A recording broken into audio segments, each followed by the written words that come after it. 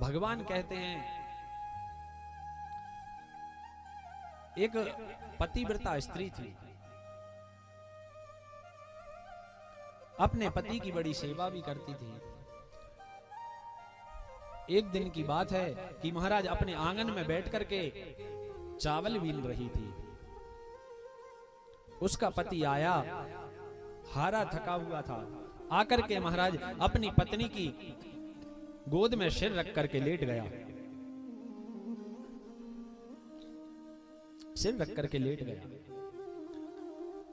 उसका 15 महीने का बालक था, वह वहीं खेल रहा था और उसके पति जब उसकी गोद में लेटा तो महाराज थका हुआ तो था ही, उसकी नींद लग गई। वह 15 महीने का बालक वहां खेल रहा था और वह बालक खेलते खेलते उनके यहां पर कुंड बना हुआ था, हवन कुंड। उस कुंड में महाराज हमेशा अग्नि प्रज्वलित रहती थी। वह बालक खेलते खेलते उस यज्ञ कुंड के पास में पहुंच गया। उस स्त्री ने सोचा कि मेरा बालक यज्ञ कुंड के पास पहुंच गया है, छोटा सा है, अग्नि के दाह कतब को जानता नहीं है, इसमें गिर गया तो इसकी मृत्यु हो जाएगी।